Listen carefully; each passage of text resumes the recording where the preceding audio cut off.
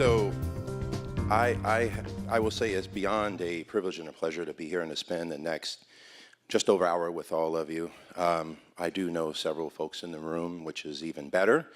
And I will say a couple of things. One, I did have the privilege to serve on the task force for Superintendent Torlakson a number of years ago.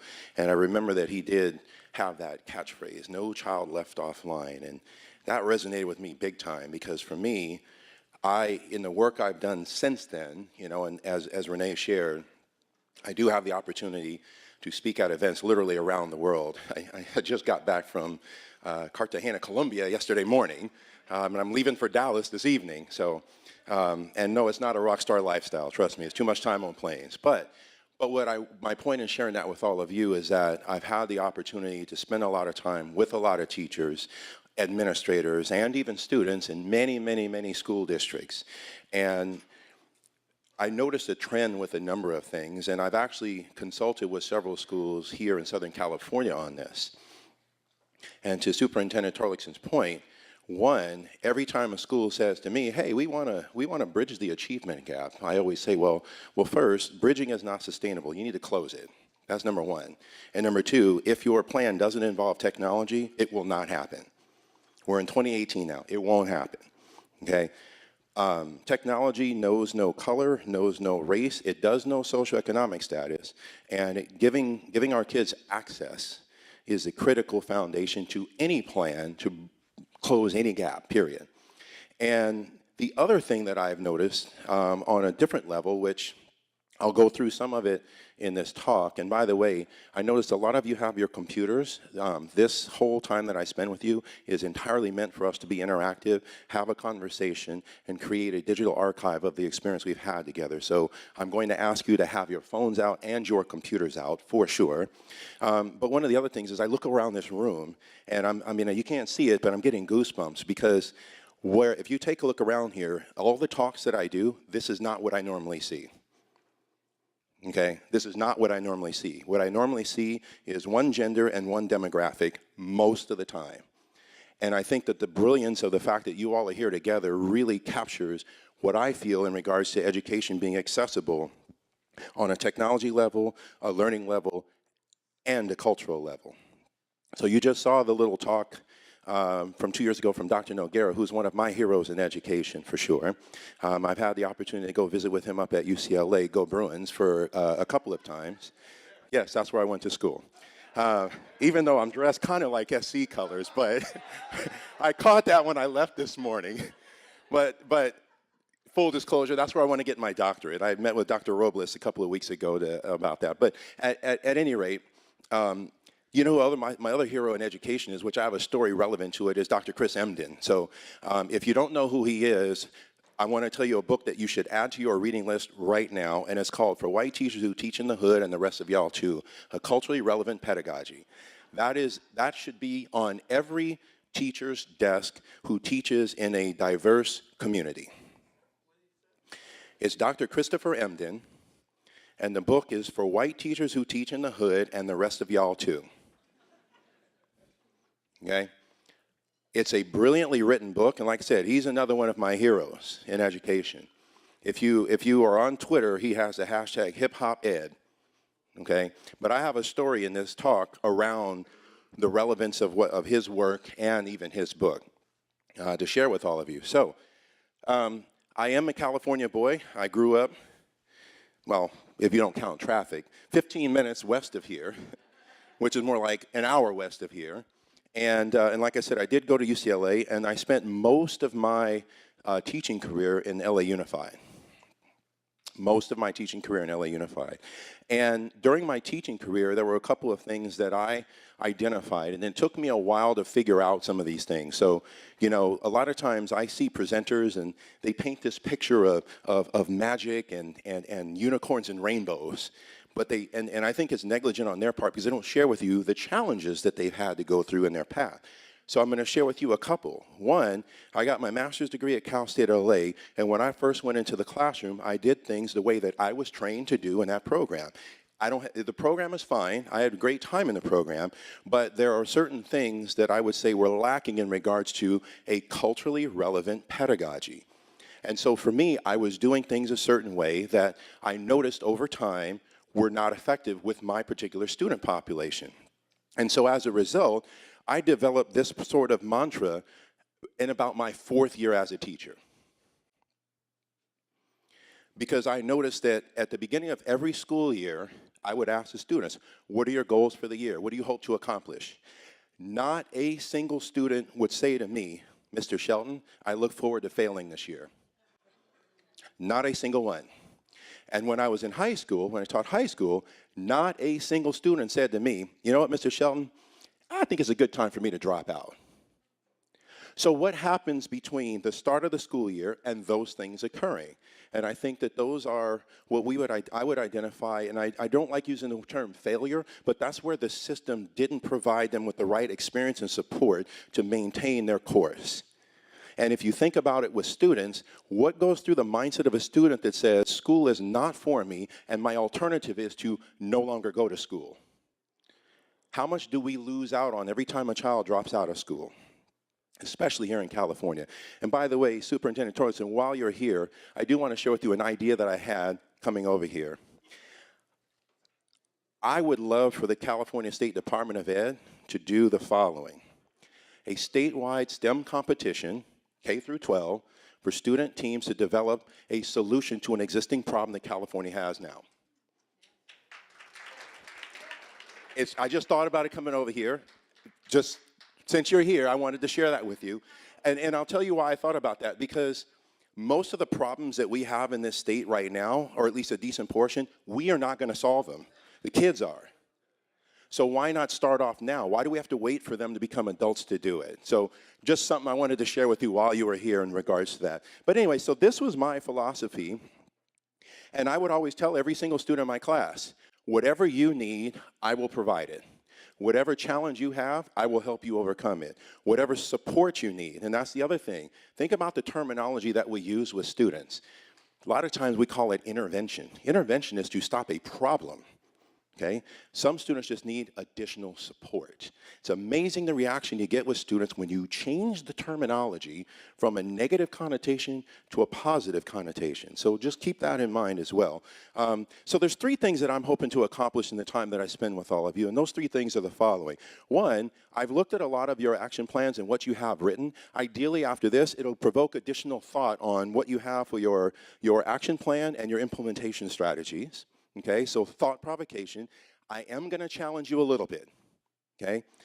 I wouldn't be me if I didn't, all right? So please take it as Ken is here to support you, but part of that support is to challenge your thinking, all right? Number 2, I want to help foster additional ideas. Maybe in the process of us doing some of the activities we do, it'll help generate some ideas like, oh my God, this is something I hadn't thought about before, okay? And then you'll see a platform I have for us to share that. And then the third one is to help you identify specific steps that you will implement into your plans. So if I accomplish the thought provocation and generation of ideas, then the natural evolution will be that's something that you can implement ideally tomorrow. That's my goal. If I do my job, I will have done those 3 things. So first, I have a back channel set up for us. If you all will go to that website, that is a back channel conversation for us to have. And that is where I will ask you certain questions during this particular talk and for you to share your ideas. And keep in mind, I will have a big reveal at the end. Every single activity we are doing fits under the guise of what I call Techquity, which is involving equity and technology. Every single activity will be culturally relevant, and every single activity will identify with the characteristics of what I call being a culturally responsive educator. Every single one. And I'll share with you what those are towards the end. Right now, I'm doing 1. So why is this effective for us potentially in a classroom, especially when you have discussions? How many of you have seen or experienced yourself when you're in a classroom and the teacher wants to have a class discussion, the only mechanism for you to contribute to that discussion is to raise your hand? And you know what happens if you have a class that the only way that there is interaction by raising of the hand? You are giving access to learning to only 25% roughly of your students. Because for me, and I'll share with you, does everyone have the link? Yep, all right. So for me, I'll share with you a couple of things. Obviously, back then I had hair. So for me growing up, there was a couple of things. One, I just asked you a question in regards to class discussion. So as you can see, I'm not small in stature or size. Yes, I did play football. Go Bruins again. Anyway, the reason why I share that more importantly, though, is because when I was in school, my dad used to always tell me, wherever you do, always ask to sit in the front. Because if you think about it, when you have class discussions and the hand is raised, who usually gets called on the most? Okay? But every single one of my teachers told me, no, you can't sit in the front. You have to go sit in the back. Why? Because you're going to obstruct the view of your classmates. There's two big problems with that already. One, that means that all teaching occurred from the front of the room only. And then two, you are now denying me access to participation because now I'm in the back. When I raise my hand, the likelihood of you calling on me is significantly lower. Okay?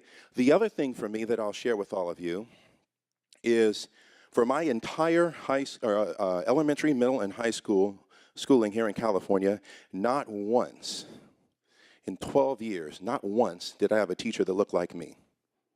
Not once. And you'll see why, I'll mention why technology is important in that aspect as well. So not once did I have that, okay? My entire career in LA Unified, I was the only African-American male at every single school I worked at. And that's why I look around this room and it makes me feel good because I was the only one. And of course, there's Dr. Noguera posted on Twitter a few months ago an article that was written that said that the likelihood of students being successful in school significantly goes up when they have a teacher that they can visually relate to. Now, I know that you mentioned teacher shortage. Yes, there are other layers to that. How many teachers are we encouraging to go through our prep programs? How many are completing them? The hiring practices. My main point in sharing this with all of you is that, you notice, none of that has to do with technology yet. Because the culture is more important, or excuse me, the culture is the beginning of prior to technology, okay? So, the reason why I share all that with you is, and I'll share a quick story. A friend of mine teaches at a rural school in Kentucky. Okay, and go to Lexington and drive about 2 hours south. At her school, there are no African-American male teachers. But because of technology, I video chat with her class usually around once a month. I would do it more frequently if I didn't travel as much. But that's how she's using technology to say, we don't have access here at school, but because of technology, now my students do. And yes, there are students that look like me at that school. And yes, we've had conversations from everything from the differences, in fact, the last recent conversation we had is I talked to them of the juxtaposition between Dr. Martin Luther King Jr. and Malcolm X, okay? Because she said, there's no one at my school that can talk about that. So that's where using technology is saying, if we don't have access at school, how can technology essentially close that gap to provide that kind of access for our students? All right, so what I want to ask you all in the first question for the chat is the following. When it comes to learning, what experience do you want students to have? So think about that for a moment, and then I'm going to ask you to put in the chat your response to that question. What experience do you want students to have when it comes to learning? Okay, so next, what I want to do is start to build a framework around our mindset in the room. And so what I'm going to do next is the following. I'm going to show you a series of 4 images. No commentary, no background. I'm going to show you just 4 images. And at the end, I'm going to ask you at your tables to have a discussion around the connection between those 4 images that you see. Okay, and then of course I'll ask you to kind of share some of your thoughts in the chat. So the 4 images are the following. That's 1.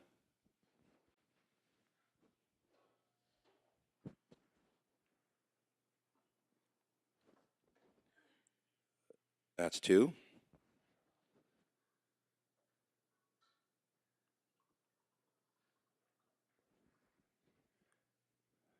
That's the 3rd one.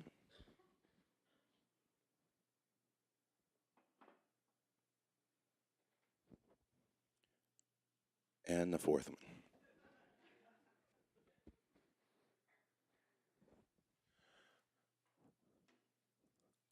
So please take 1 minute and have a discussion at your table. What's the connection between those 4 images? Go. All right. So based on your discussion, I'm big on collective knowledge, and I'm big on sharing. Will you please put in the chat, just kind of summarize, what did you identify as a connection between those 4 images, please?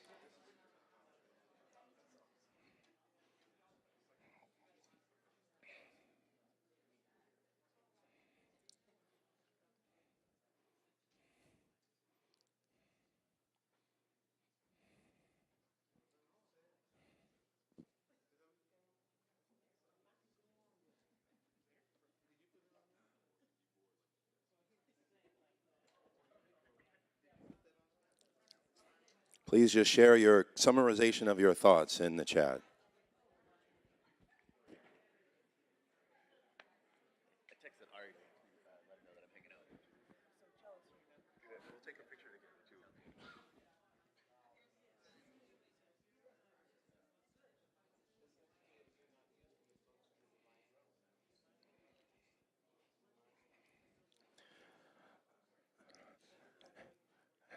Remember, I shared with y'all, I'm going to have you busy this whole time, and we're going to do an activity where I'm going to get you up out of your seats, too.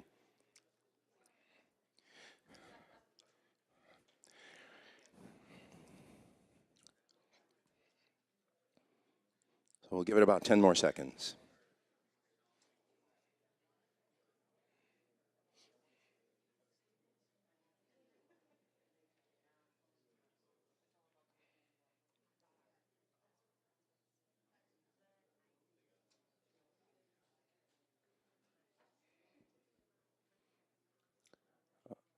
All right. Who still needs additional time? Just give me a hands up if you don't. Okay.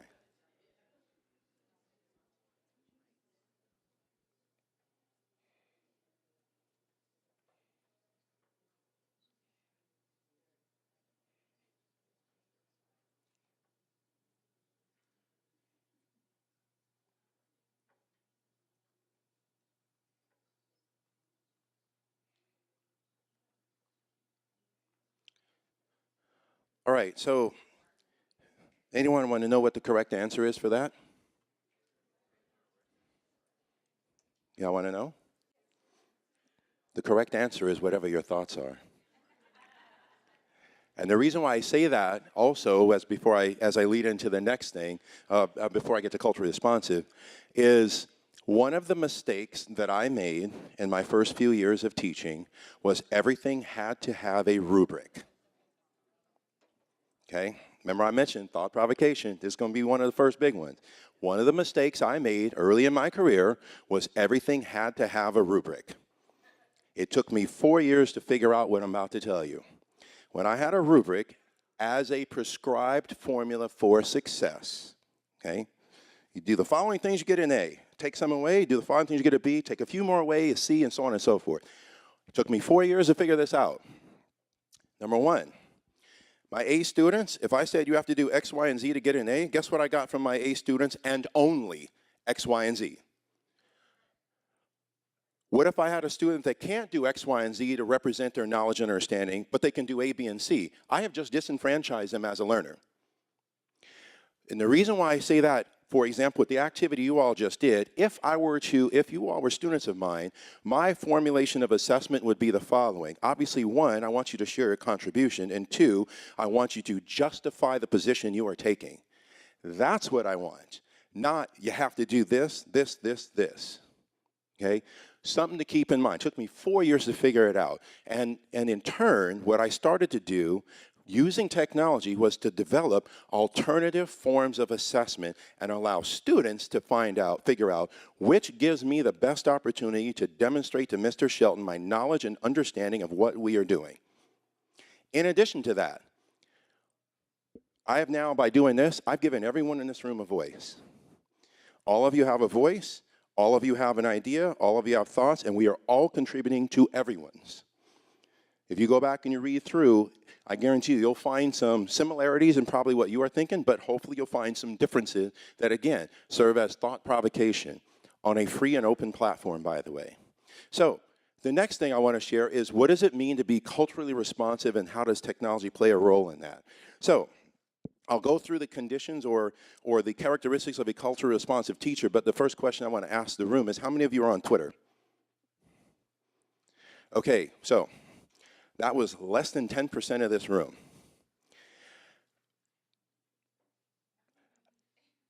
What I will say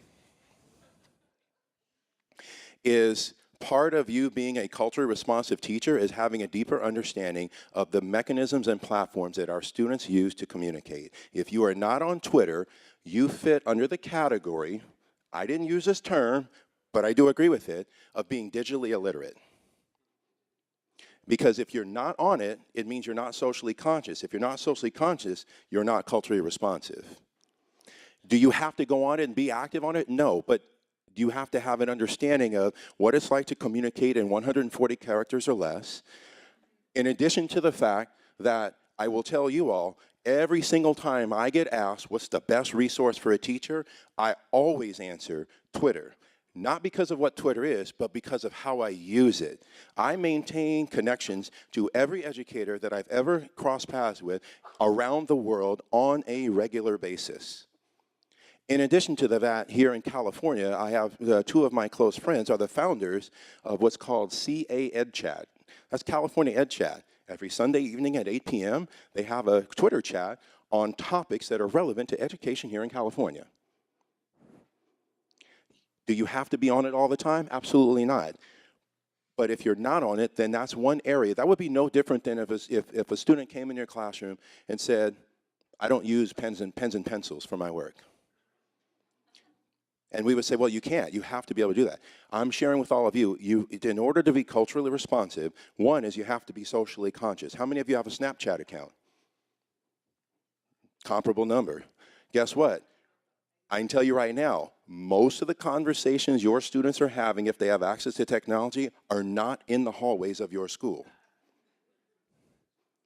They are in those areas. And we're going to do an activity later where I will mention to you how you can capitalize off of our kids' gravitation and fascination with something like Snapchat for a pedagogically purposeful activity. So we'll do that later. All right? So one of the conditions is being socially conscious. Another condition, how many of us know or work with an educator that views our students' backgrounds as liabilities? If you are culturally responsive, you should be viewing students' backgrounds as assets, not liabilities. Every student has something to contribute, and every contribution can benefit the learning of the entire room and school. That's another cultural thing, viewing students' backgrounds as assets, not liabilities.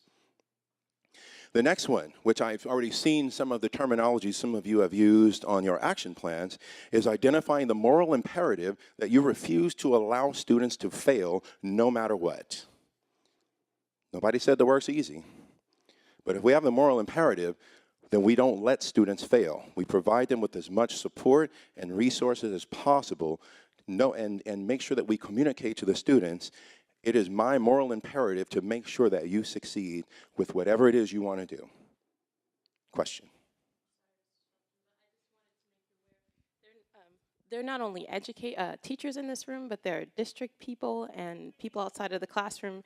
And I want you to speak to them as well, because sometimes when we work, those of us who work at schools that are far low performing, we're also seen as liabilities. Our schools are. We're kind of, when people talk about suspensions, I notice that sometimes they're looking directly at me because of the school where I work.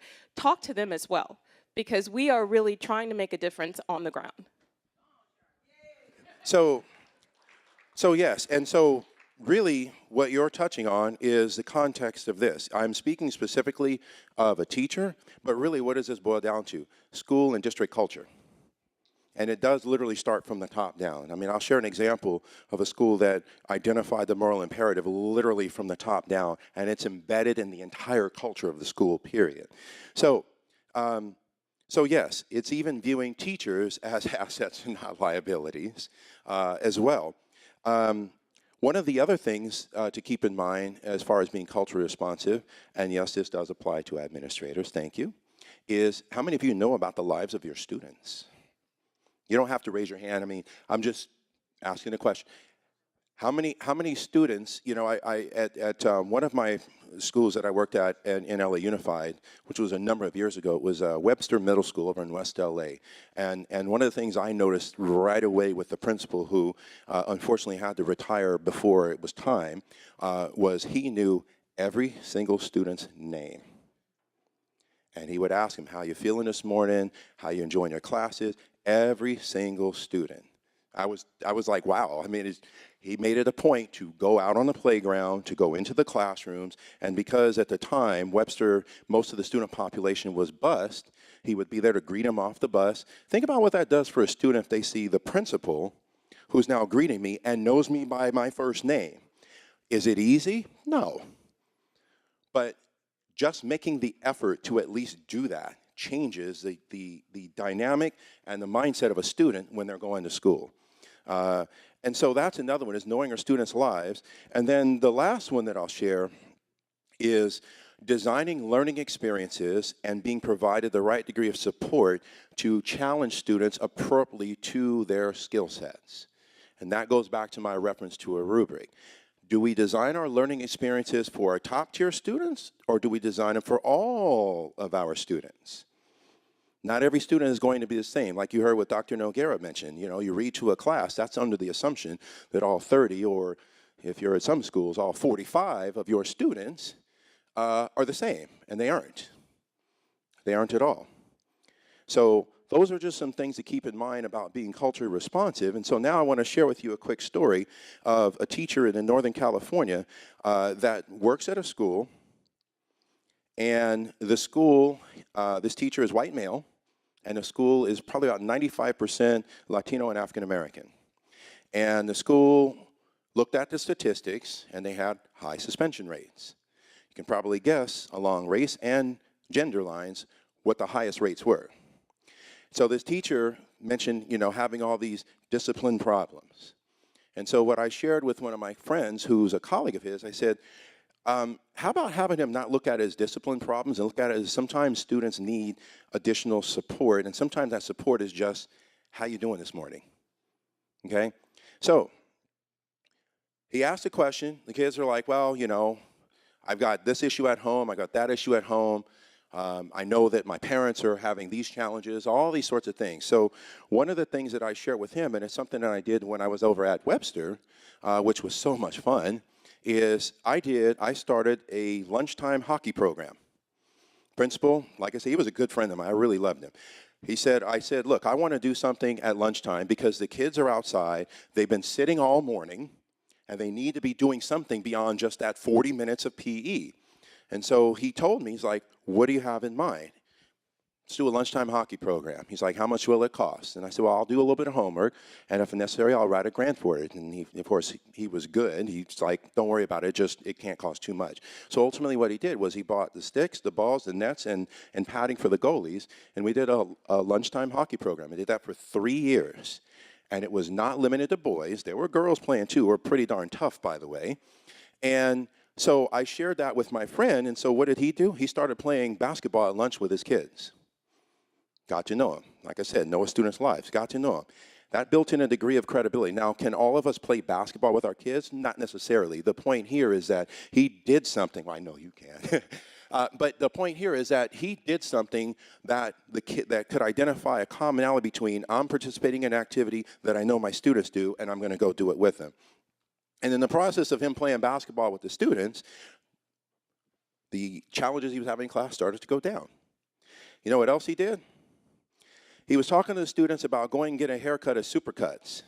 Students laughed at him. Supercuts? Who goes to Supercuts? A couple of students said, you should go to my barbershop. So guess where he went? He went to the barbershop. And you know what he discovered? A couple of things. By the way, this Chris Emden, Dr. Emden talks about this. He noticed, well, wait a minute. I'm having challenges in my class, having conversation with students around the curriculum, but yet I witnessed in a barbershop many of those same types of conversations, but they are taking on a completely different dynamic. So what did he do? He took that dynamic back into the classroom. He went and got his hair cut at the barber shop, went back to the classroom. He's like, all right, I'm changing up the way we talk about things here in class. We have to cover this curriculum. It's critical for you to know these things, but the way that we do it is going to change. The discipline problems he had are now completely gone. And it was all because he took the time to get to know the students where they were. And in fact, one of the things that Dr. Emden has in his book is that in making connections with African American students especially, go to the barbershop or go to church. Watch what happens. And his whole point is that knowing where students are and what they do will help us as far as bridging any disconnect that we may have between I'm the educator and you're the learner in the room. It's our learning environment, and I can communicate with you or relate to you on a level that extends beyond just my role and your role. And that's what he did. And again, the challenges he had in the classroom, completely gone. All because he took time to do that. I've told a lot of my friends and even administrators at other schools, look, you know what? Sometimes it really is just a matter of having a conversation with the students and getting to know where they are. And that even leads me to the next thing I'll share with you all before we continue on, that even Dr. Noguera mentioned.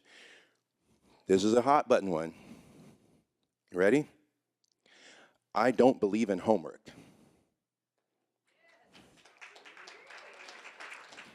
I noticed the whole room didn't clap. That's okay. And I'm going to tell you all why. Now, this is my personal experience, but I'm going to tell you all why. What I noticed at 2 of the schools that I worked at were the following. The haves, they have access to tutors. In many cases, they have parents with advanced degrees, just like Dr. Noguera shared. So for them, homework is no big deal. The have-nots, I had students, and yes, I made that mistake, so I'll tell you, I'm being vulnerable here. I made the mistake of doing, we have to do X amount of hours of homework every night, okay? Well, I had some students who would come back to school and they'd say, I didn't do the homework. And of course, again, asking the question, so tell me what's going on. Is it too hard? Do you not have access to technology at home? What's causing you to not feel like you can contribute for something like that? And in most cases with the students, and many of us probably have had or even currently have students like this, it was they had siblings who they had to take care of, they had parents who were working multiple jobs, or they had parents who can't help them. And so then for me, my question then becomes, if I'm, let's say, teaching, and this is not a knock on math teachers, but let's say if I'm teaching calculus, why would I assign work to go home under the assumption that the parents can actually help their child do calculus when I'm the one who's supposed to be the expert in teaching in the first place? So I stopped assigning homework. Because I was in LA Unified, we had Google Apps. Everything was available and accessible to the student, but I did not assign work that had to be accomplished at home because I told the student, we have 50 minutes. If we don't get it done today, we got tomorrow. If I think it should take 3 days and it takes us 5, then I need to go back and look at how I plan this particular project. But the main point is that I am accessible to you, my student, while we are sharing the same physical space and to some degree asynchronously, but I am not going to require you to do something of which I am not there to be supportive of you. It is inequity. It rewards the rich. I see it over and over and over and over all the time, all the time. And even to that point, I'll go into a couple of other things in just a moment. I've read, done research, done more research, visited schools. This is one that I know requires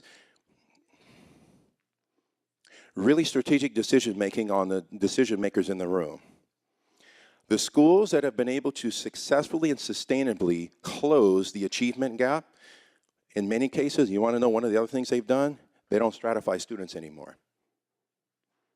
They've eliminated AP honors, regular, remedial. They've gotten rid of all of it. And that's a tough one, but I've seen it. I've seen it with my own 2 eyes. When you have stratification of accessibility to classes and how you do students, and especially if you have a racially diverse student population, I can tell you right now, I already know what the trend is. And I just share with you an example of me. When I was in high school, my dad specifically told me, you take those honors and AP classes. But Dad, they're harder. Doesn't matter. That's what you take. And because of my dad, I mean, I have my dad's voice, and my dad also played football. I mean, you do what Dad says. And the counselors at the schools were like, no, you shouldn't be taking those classes. and even in high school, I was the only non-white student in all of my APs and honor level classes. So what I have seen is schools that have identified the moral imperative and said, okay, we need to fix this permanently. One of the characteristics they've done is they've gotten rid of student stratification systems. Yes, some students require more support than others, of course, but isn't that the case anyway? If you give parents and students the option of taking the high-tier classes or the low-tier classes, I can tell you right now, based on race and socioeconomic status, I already know what's going to happen. You get rid of the lower tier and you provide more support, things will change. You know, and again, like I said, I want to challenge you all to think on this. And the other thing I will mention is that somebody is always benefiting from the status quo, and that's why change is hard. But for us, we owe it to our students to provide them with the right experiences and support, because I'm telling you now, every time a student fails or drops out, that's human capital that we have now lost completely. So what I want to do next is the following. If you all will go to that particular website, that is a Google site that I have set up that will serve as our collective digital portfolio for this time that we're spending together. And I will mention digital portfolios a little bit later. But that's going to be the website, and if someone wants to put the link in the chat, that would be great as well. That's going to be the website for the next series of activities we're going to do. So I just figured it'd be easier for me to house it all in one place with links rather than posting a bunch of links on slides. Okay, good. And so if you'll notice across the top, I have a tab to those, it says image connection. Those are the images that you discussed earlier. And what we're going to do next is we're going to go to Answer Garden in just a moment. This is, by the way, this is case sensitive, so you want to keep it all lowercase and then obviously the number 2.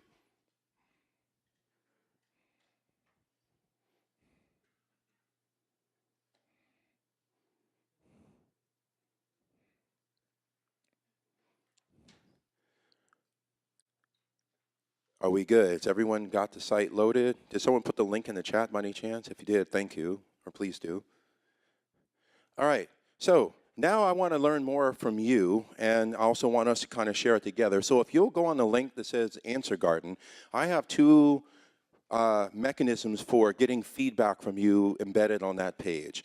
And then the first one I will ask you all to do, is just, we'll take a couple of minutes, is on the Answer Garden window there, I would describe the culture at my school or schools as, if you can just fill in either a singular word or a very short phrase, what would you describe the culture at your school or in your schools if you're an administrator as? And then furthermore, the next one under school profile is I'm asking questions specific to your role at school, whether you're an administrator or a teacher, and then continuing on. So if you'll take a few minutes to go ahead and fill both of those out, that would be wonderful. And then I can help anyone who needs any help, please. Okie dokie, so let's take a look a little bit at some of your contributions, and thank you. So number 1, the question was asked up here, how did I do this and what is this? This is Answer Garden. That's the name of the application. And I will say, slight disclosure here, I've attended conferences and sessions where they spend an hour going through a whole list of apps. I wish those would stop. And the reason why, thank you, I got 2 claps. Here's the thing, again, Renee asked me to be here. I want to maximize my time with all of you. I am going to try to, again, thinking. When we attend a session that literally just gives us a list of apps, that's what I call, in fact, honestly, I call those sessions the pacification of education, because it makes us feel good that we can go back to our administrator or our classroom and say, I got a whole list of tools now that I can try. It doesn't take into account what I would call meaningful pedagogy. It doesn't take into account student population, and it doesn't take into account accessibility. And in fact, what I have found in many cases is a lot of those sessions, the apps that they cover are what's called freemium. You have a free version, but then you also got to pay. Okay? Now, I am big on open educational resources. OER is the acronym that's used for those. And so far, everything that we've used today is free and accessible, including Answer Garden. Answer Garden, the funny thing about Answer Garden, who remembers Wordle? Yeah, okay, there you go. Essentially, Answer Garden is take Google Forms and take Wordle and mash them together. That's what you get. So, also, it's funny because Superintendent Torlakson was saying that you remember. I remember dial-up. I remember having to do star 69 before I called AOL. But anyway, here, this is good. So I like this because these are all your contributions. If you'll notice, the most frequently submitted word that you would associate with the culture at your school or schools as being supportive. That's important. We want to feel supported with everything that we do. So thank you all for contributing that. And then continuing on into more detail, these are your contributions on that form. And if you all clicked on the link that said see other responses, you will see what most have done. So for example, the culture in my district or board is professional and collegial. But this word, you know what's interesting, what always comes up? That right there. I see this. Usually this is second or third. And it's interesting because, in fact, I had this conversation with one of my professors at Cal State LA, and I said, what happens that makes learning competitive? And it shouldn't be competitive. Learning should not be about winners and losers at all. You know what one of the conditions for competitive is? Stratification of students. It is. Okay. You want the microphone? Yes. I'm totally cool. Listen, this is great. And by all means, anyone want to contribute beyond the chat, please. That's why I didn't want to stay behind the podium. You know what? We're here together, so I'm cool with that. I want to give you some information because you're going to be doing your PhD probably on these things that you're talking about today, I imagine. I was at an AP readiness session at UCLA, and I was blown away at the competitiveness. Some students, I'm afraid to say this, when I walked into some rooms, some students looked at me like, why are you here? And there were no faces that looked like mine. And I had gone as a middle school teacher because I convinced our principal to bring in a pre-advanced placement American history and American government and politics course. So I just wanted to make sure that we are aligned properly with what's happening at the high school. I went on my own. That didn't get paid for. UCLA has these AP readiness courses that LAUSD facilitates, and I did not feel accepted at all. I encouraged the kids. I said, I'm so proud that you're here, that you're the future of our city, and they were just looking at me like, who are you, lady? I felt like going back to the inner city where I taught, and I feel respected, and my students appreciate what I do. Thank you. So there was an article I would say about 2 months ago, where now granted it's different, so I will tell you all a little additional thing with my background. I was an freshman application reader for UCLA for 5 years. When the data came out back in, I think it was about 2002, that there were only 200 incoming African-American freshmen at UCLA, and that included the recruited athletes, I reached out to one of my close contacts at UCLA, Rayford Johnson, because he has a receptive ear of the chancellor, and I said, I don't want to be one of those standing on the sidelines complaining. What would you suggest that I do? And ultimately, through a number of channels, I became an application reader. And that was one of the things that I noticed in reading applications was how competitive AP programs are. I understand the visual value of having an AP program at your school looks good. I understand that. But I also knew that most of my students, AP was not necessarily financially accessible. And so what I found, well, there's a couple of things. One of the things, because of my experience being an app reader, I used to tell my students the following. I would say, don't take the AP classes. You know what you can do? You're under 18, go take class at the local community college. You all know what our state law says about if you're under 18 in community college by any chance? I know Superintendent Torlakson does. Bingo, if you're under 18, you can take classes at community college for free. And if you want to take a class that your high school does not offer, they have to accommodate your schedule so that you can go do it. Now here's I'm going to put on my application reader hat for a moment. When we were trained to compare AP in high school versus I've taken community college classes, this is seen a little bit more favorable because if you get an A in a community college class, it's shown a high degree of sustainable performance. And here's the thing that I used to tell the parents of my kids. When you take an AP exam and you pass it, it is arbitrary how much college credit you get. You go to a community college class and you take freshman English, you're going to get 3 or 4 units, and if you get an A, guess what? You already have a 4.0 before you even set foot on college campus. So it's not so much that I'm knocking AP classes. I do feel quite strongly about it. But for us and for many of our students, how can we, in this case, how do we make learning and options accessible? That is one that legally they have the opportunity to do. I used to even tell my students, just pick something you're passionate about. Because my last 11 years in the classroom, I taught technology. So I did everything from design to video production to web design. I mean, all of the above. I was like, I got the best class you're ever going to take. There's no standards I have to follow. There's no curriculum I have to follow. I'm going to do, everything I'm going to do is going to be in support of what goes on in all of your other classes in the most creative space you could possibly have. And I'll share with you all a couple examples later, but my main point in sharing that with all of you is I had students that would literally go and take a photography class over at LA Valley College.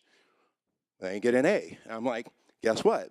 You already have a 4.0 in college, and you haven't even gone to high school yet. So that's where this competitive component comes in, because I think that unfortunately, when we have a culture that is competitive, in order for competition, the conditions for competition to exist, you have to have winners and losers. And I don't really like that dynamic with our students, because think about any time we've done something competitive, how do we feel if we are the loser? And what if that happens over and over and over and over and over? So again, I appreciate you all sharing your answers here. But see, even this, students would describe the culture of the district, board, and even school as status quo. And remember what I mentioned before, change is not easy because someone is always benefiting from the status quo. And the status quo has not worked for all of our students here in California, clearly. So use this information more so for the following. And see, like even that, you have identifiers.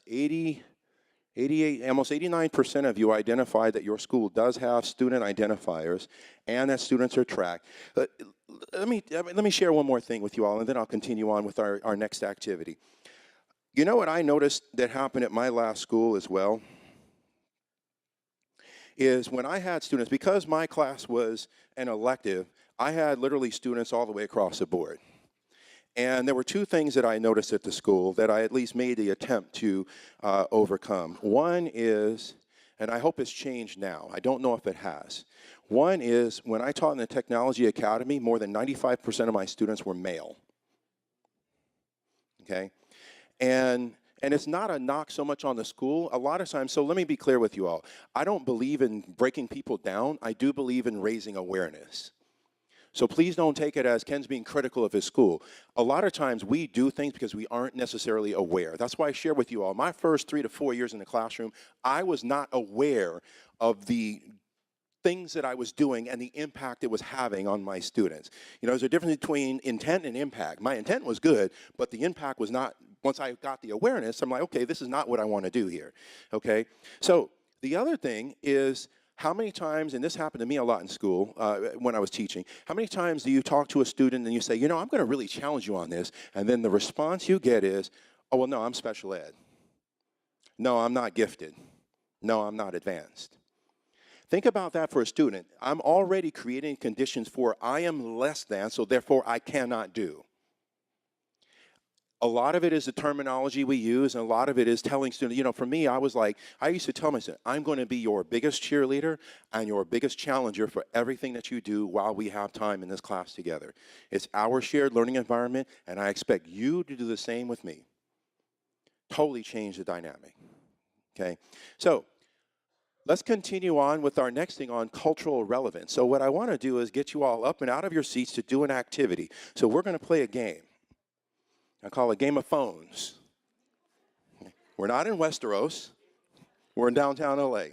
And yes, I'm a big GOT fan. So what I'm going to ask you all to do is the following. So how many, is everyone at a table where you are, so let me ask it. The tables that you're at, you are sitting with your colleagues, am I correct? Okay, so it's going to be hard, but I want to break that up. Because what I want to ask you all to do is form small groups of maybe, I would say 5. So can I get you all, if you don't mind, to just please stand up and just randomly walk to another part of the room to join a group of 5, please. Because I don't have enough time to go into all of the details, I will tell you all what you just did is a component of a culturally relevant pedagogy. So let me share with you all what are the conditions for a culturally relevant pedagogy. Rigor, engagement, vulnerability, relationships, and asset-focused factors. I'll put those in the chat, that way you have them. But those are the 5 conditions for a culturally relevant pedagogy. And I don't know if you all are catching, you notice, I haven't mentioned tech, but you're using it this whole time. That's the way it should be for our students. It shouldn't be, okay, well, we're going to go ahead and start using technology now. It should be embedded in the pedagogy. And that's why you're here, because you're working on plans to be able to do just that. So that's why I'm sharing the importance of the culture first. We just did several culturally relevant things in the activities that we've done literally this whole session. Remember I mentioned rigor, engagement, asset-focused factors, vulnerability, and relationships. Which of those did you just do with this activity? Almost all of the above, that's right, almost all 5. I would say the big ones are relationships and vulnerability because you're willing, appropriate photo on your phone, of course. But you see how it's not, the best way I can share that with you, and then we'll go into this here, is that a lot of times for us, when we're thinking about the conditions at our schools, the conditions in our learning spaces, all of that, it starts off with that very first question that I asked you all. What experience do you want students to have? And that's precisely why I know a couple of you have mentioned you've seen my TEDx talk. That's why I talk about when I first started teaching, I taught social studies, history. I used to tell my students, I don't want to teach you facts and figures. I want you to think like a historian. Okay? We don't want to ask students Googleable questions. My 11-year-old daughter just got an assignment from her teacher, memorize the capitals of all the states. So I went and talked to the teacher. Remember, I'm big on not breaking people down, supporting people. I said, instead of having to memorize the capitals of all the states when all they got to do is ask Google on their phone and get the answer in less than 2 seconds, can I share with you how we can have our students build a geoliteracy with Google Earth? That, by the way, now is universally accessible because it's browser-based. You don't have to download the application. And now have the students analyze the state capitals as to how geography influenced where the current capital is. Like you all know Sacramento. Okay? Who in here, it's a Googleable question, who in here knows what the original capital of California was? Monterey. Bingo. What was number 2? Benicia. Bingo. Awesome. But see that? Why do I need to memorize that? You all remembered it for me. But my main point there, and it's something to think about, I'll mention a little bit later, when you are looking at your action plans and implementation strategies, is what we don't want to do is we don't want to simply digitize lessons. We need to use technology in a transformative capacity. I'll touch on that shortly. So if you go to the link that has Padlet on the site, because of time's sake, we can't really do all I want to do on this, but Padlet would have been another platform for you to contribute text and multimedia, and I would have asked you all to just share the picture that you talked about from your phone.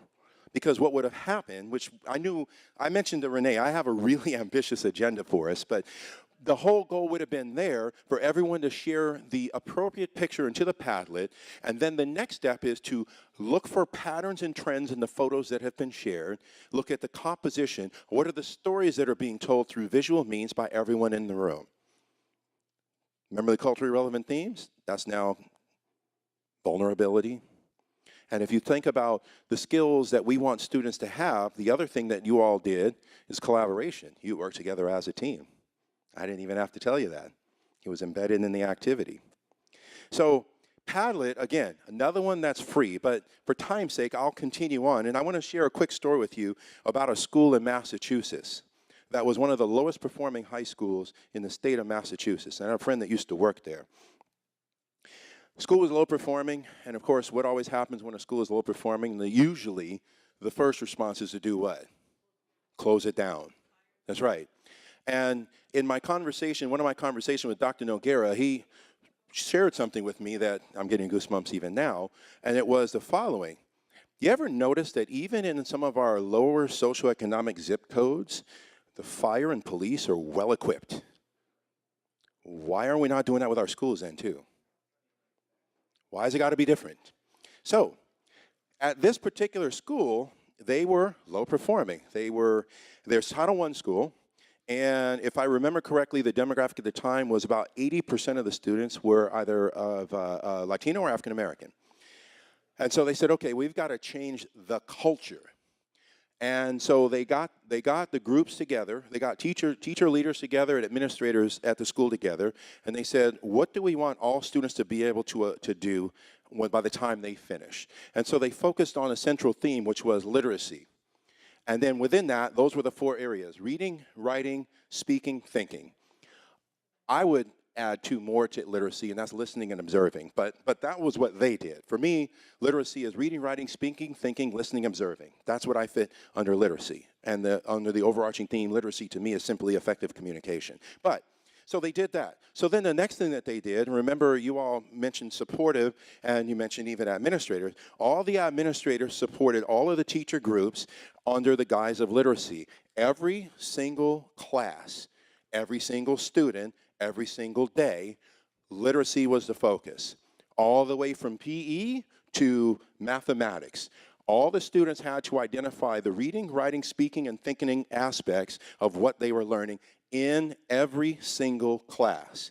Because the other thing they noticed that creates a lack of sustainability when you do programs like that is you have a student that'll go into one class where it's being focused on, and then they'll go into another class where it's not being focused on, and then they have to adjust in another class. They said, nope, across the board. That is now one of the highest performing schools in Massachusetts. They got no extra money. They changed the culture. Suni, you know the school? Oh, okay. It's Brockton High School. Yeah. That's what they did. And then I had the opportunity to speak in Charlotte, North Carolina at a community breakfast, and I got to meet Ann Smith, who is the interim superintendent. And even there, what did they do? They went one-to-one with Chromebooks, and they looked at which schools were the lower performing and said, what can we do to better support those schools? And ultimately, they changed the entire culture of Charlotte-Mecklenburg schools, because that was Charlotte is one of the major cities in the U.S. that has the lowest social mobility for minorities. And yet it's a financial hub. Go figure that one. Anyway, what Ann did there was they provided support to all of the administrators in the following ways. They made it a badge of honor, not a badge of courage, to go and work at the challenging schools. And they made a commitment, 5-year commitment, that they were going to go work in the challenging schools, and they were going to support the administrators in the hiring of the staff, and they would only hire staff that identified the moral imperative to ensure that no student would fail. Badge of honor, not a badge of courage. In addition to that, it became sustainable because they worked out ways to ensure that the future administrators coming out of North Carolina State University, UNC, and several other state schools, of course Duke has their own program, to where they knew that if you wanted to get a job as an administrator or a teacher in Charlotte-Mecklenburg schools, you had to embody the vision they had to ensure all students succeed. And of course, what's happened? Those administrators and teachers that did that 5-year commitment, they never left those schools. And the achievement has gone up significantly. And the big thing there, and even with this example, is they identified the moral imperative and looked at the culture first. Yes, it does involve technology, but again, the culture is more important to start than the technology. So you all have, as part of your plan, working on the SAMR model. And so I know you all are familiar with this, but the key here is this right here, transformation. And that's why I mentioned, the difference between digitizing of lessons and effective integration of technology. I share with you all one example. You want to know what another cool example is? A good friend of mine, and I'll put it in the chat, a good friend of mine runs a nonprofit called Next Vista. His name is Rushton Hurley, nextvista.org. Talk about alternative forms of assessment. I can't tell you all, because I had students do it. In fact, it was required. If you had me in the 7th grade and then you in turn had me in the 8th grade, my goal with you was to get you published, period. That's it. I want you published. The best mechanism we had was going to Rushton's website. It's instructional videos, no more than 90 seconds, all Creative Commons content, and there's 3 categories: student, teacher, and then student-teacher collaboration. Guess what I use as an alternative form of assessment? Because if you can't produce an effective instructional video if you don't have the pedagogical understanding and the content knowledge in the first place. And so that's the difference between the students getting a multiple choice test or utilizing technology effectively, multimedia, literacy, publication. So that's my pitch to you all, just as another resource. He does 4 or 5 competitions each year, and they're friendly competitions. That's another thing. If you have access to technology, and especially if you have access to cameras, is to consider having students produce instructional videos. I had a goal at my last school, which it would have taken a long time, but my goal was to have students produce what's called book talks, which is essentially, it was a 60-second commercial, persuasive, about why one of your classmates should read one of the books in the library. And my goal was to have a whole YouTube list of videos with a QR code so the students could scan those and watch a video of one of their classmates convincing them on why they should read the book that's right in front of them. You can't sell the book if you don't know your product. And in turn, for that, the media literacy aspect was the students were producing those, not for me to view. The audience was their peers. Alternative form of assessment. Still have to have technology to do it. So with that SAMR model, though, again, ideally your plans will involve transformation at least 90% of the time. I could tell you all lots and lots of stories of where I collaborated with teachers as far away as Australia when I was in a classroom. We had a Google Doc, kids plan stuff. One of my close friends used to teach in Central California at El Diamante High School. He taught video production. I have students doing video. We did all kinds of collaborative stuff, all kinds. That's the beauty of the Google Apps and stuff. But the main point there is the accessibility was transformative for the students. And that leads me to this next thing. It's cutting off the bottom, is this. So there we go. Now you can see the bottom. So you all might have seen this graphic before.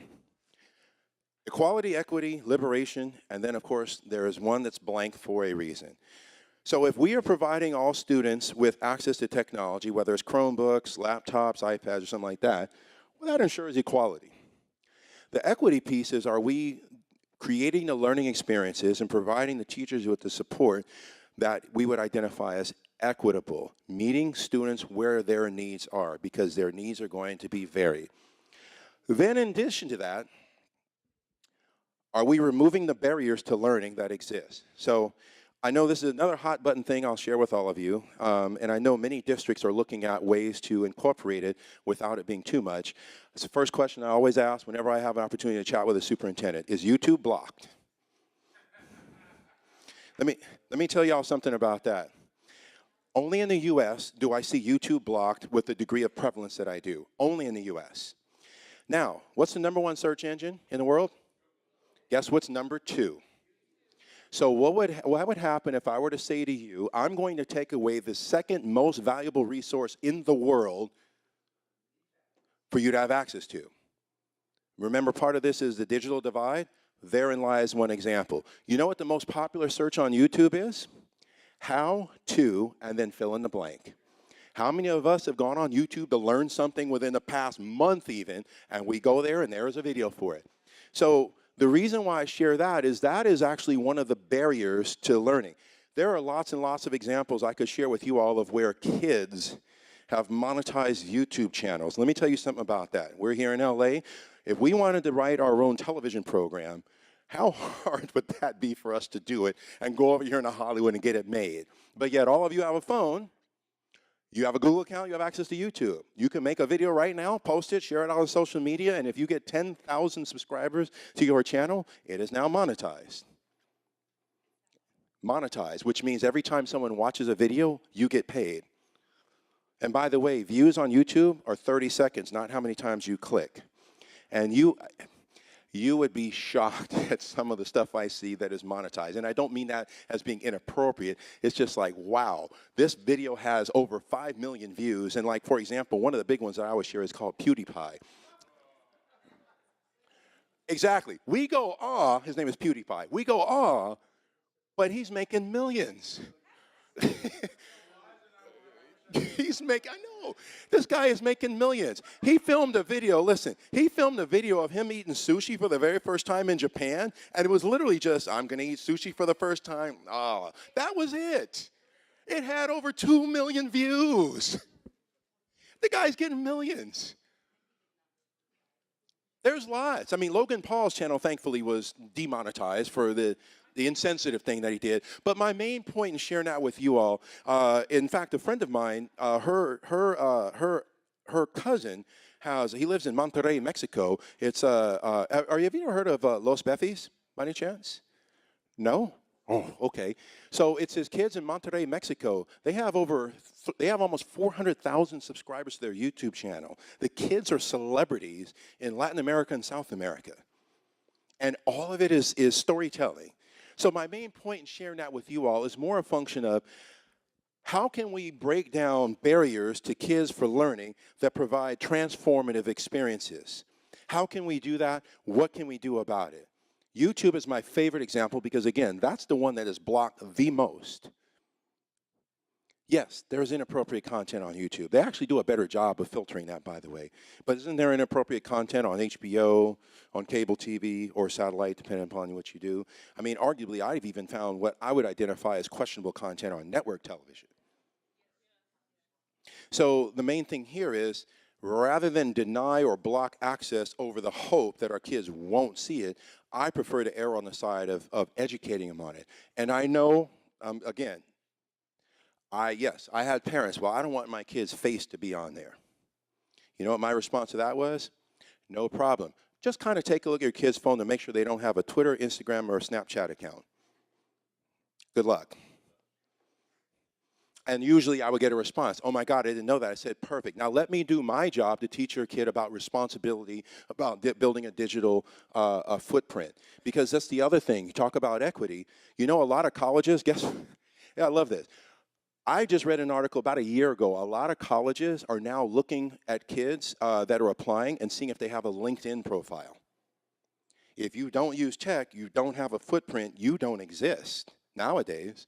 My friends that work at Fortune 500 companies, many of them, especially in the HR department, first thing they do with an applicant, well, first of all, they don't post a job in the paper, okay? Secondly, with an applicant, they Google their name.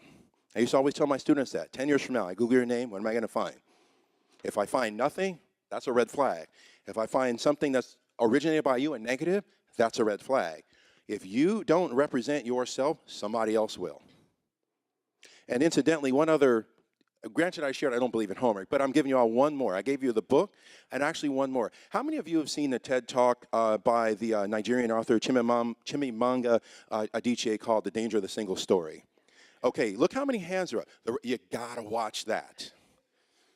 That's my number 2 favorite TED Talk. I'll put it in the chat. See, this is why I do the chat. You don't have to remember. Ken remembers, Ken will put it in the chat. Danger of the single story.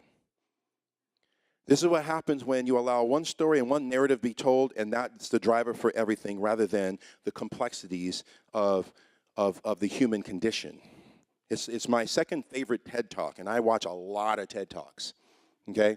So in the process of you all working on your plans, please try to keep in mind with your SAMR model, you want to be at transformation, which is redefinition, modification, and redefinition.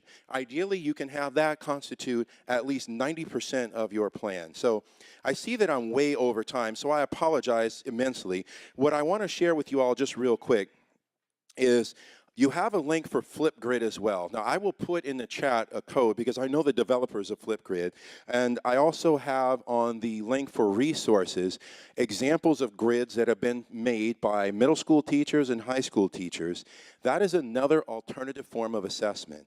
Flipgrid is amazing. So you take the contributions you all did, like in the Today's Meet or something like that, now have it be video. And in turn, I had it set a duration of 60 seconds. I can't tell you how powerful it is to do any one of the following things with our students. One, if you have students do writing, have them record themselves reading their writing. Watch what happens when you do that. And there's plugins for Google Docs that'll work with that as well. But it's awesome on Flipgrid because when the students listen to themselves reading what they wrote, you're activating. My friend I have a friend that's a neuroscientist out of the University of Maryland. She told me, you start doing that, you're activating additional areas of your brain that are identified with creativity and, of course, what we associate with literacy. Having students do that. How about having them do that in a Flipgrid and then having their classmates give feedback, appropriate feedback? That's the digital citizenship aspect. So my main point in sharing all this with you, because we ran out of time, is looking at, and I'll have to skip this story, which was amazing, is looking at what can we do in regards to the culture of our learning spaces and how does technology play a role in that? And like I said, you all have already gone through a number of experiences of where I specifically wanted you to think, have ideas, and challenge you a little bit. And I included the use of technology in that whole thing without me necessarily telling you, oh, we're going to use technology now. So ultimately, my main takeaways from all of this are the following. If we incorporate the same old thinking, we're going to get the same old results. And that's why ideally your plans will be thinking something differently. And yes, I don't want to be irresponsible and say that I don't recognize the challenges because I experienced them myself and I still do now. But same old thinking equals same old results. And I'll skip that one. And then this has been my philosophy all along with this, is a rising tide lifts all boats. We support all of our students, we all benefit. Everyone wins, no one loses. And so ultimately, if we close that gap, we benefit our students because we owe it to them, and it's beneficial for us here in California. So I know I'm rushing at the end, but I will just say it's been more than a pleasure to spend this time with you all. I will stick around to answer some questions. I know that my contact information is available. You guys, if you want photos, and my modeling days are over, Renee. But if you want photos, you can. But I do want to issue this to all of you. I'm local. I grew up here. I still live here. I will not live anywhere else in the world. So I am a resource to you. Am I available all the time? No. But you have my contact information, even as something as simple as, hey, Ken, have you seen blank? Do you know blank? I would want you all to think of me as a valuable resource in supporting all of the work that you're doing with this plan and beyond. Okay? So thank you all very much. I appreciate your time. No. Do not apologize for having run over. You are amazing. And yeah, I think let's give you the chance to say that tell us the amazing story. Oh, this one? That one. So this one, I was working in Albany, New York, and I did a session with a close friend of mine, Jeff Heil, who teaches down in San Diego County for the San Diego County Office of Ed. And I was talking about, again, building a geo-literacy. And so we were introducing everyone to Expeditions. Are you all familiar with Google Expeditions by any chance? Yeah, Expeditions is amazing. But Expeditions are not necessarily accessible because you got to have the cardboard and you got to have the device.